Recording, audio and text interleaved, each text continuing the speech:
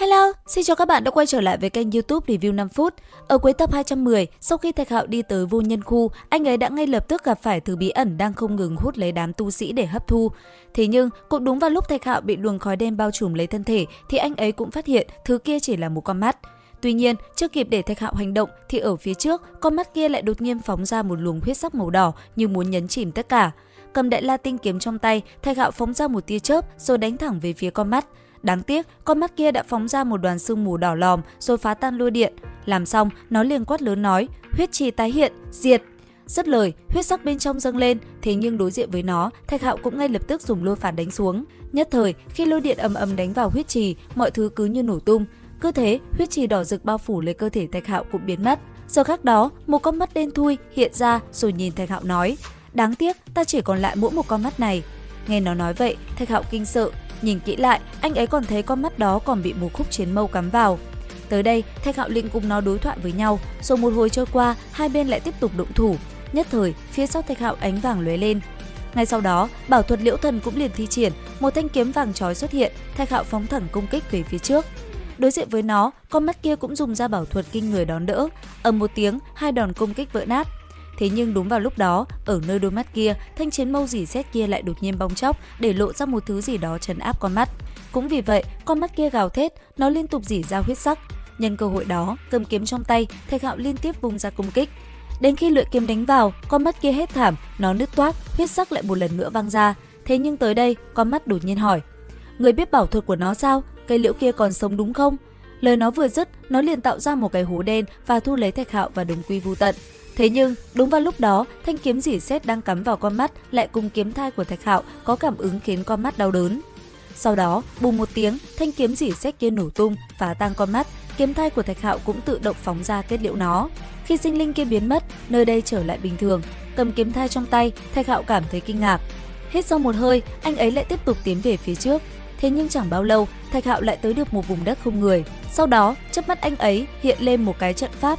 Bên trong, từng khối cầu sáng chói không ngừng lóe lên, phóng ra lôi điện xuống dưới. Nhìn kỹ lại, Thạch Hạo thấy những luồng lôi điện kia cùng trận pháp đang trấn áp một cô gái. Ngay lập tức, Thạch Hạo cũng liền tiến tới.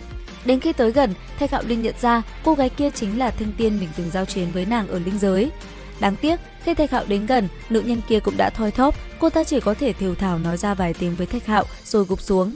Cứ thế, thân thể cô ấy hóa thành một hạt giống. Tới đây, Thạch Hạo có cảm giác căm phẫn. Ngay lập tức, anh ấy liền ra tay hủy đi cái pháp trận này. Nhất thời, pháp môn Liễu Thần khai mở. Sau đó, xung quanh thân thể Thạch Hạo, phù văn luân hồi cũng liền tỏa sáng. Theo bàn tay anh ấy khẽ động, ở trước ngực một quả cầu cũng liền ngưng tụ lại. Sau đó từ trên trời cao, một bàn tay khổng lồ cũng liền lao xuống rồi đánh tan trận pháp.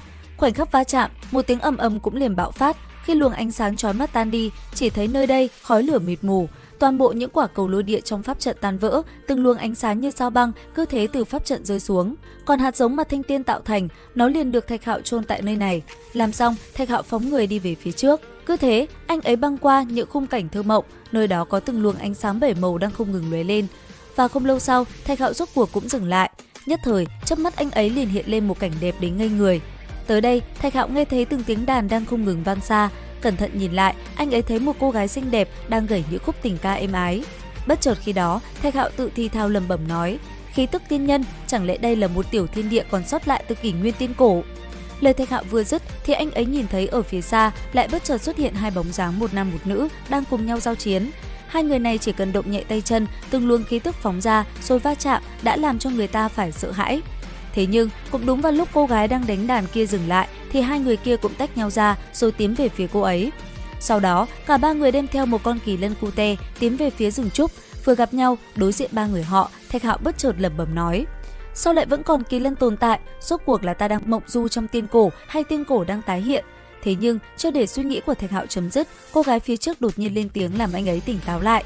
Tới đây, nữ nhân kia liền giới thiệu với Thạch Hạo về nơi này. Sau đó, bốn người cứ thế tiến về vị trí trung tâm. Vừa đi, Thạch Hạo vừa cùng con kỳ lân cute kia trêu đùa một chút. Thế nhưng, con kỳ lân kia cũng chẳng vừa, miệng nó cũng liên tục đáp trả lại Thạch Hạo. Cứ thế, bốn người tiến về phía trước.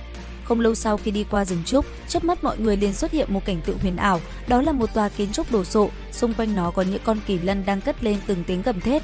Nhìn nó, Thạch Hạo bất ngờ bị dọa cho sợ hãi không nói thành lời. Phải liệu rằng đây là nơi nào nhỉ? Theo dõi kênh YouTube Review 5 phút để biết thêm chi tiết trong tập 212 các bạn nhé. Xin chào và hẹn gặp lại.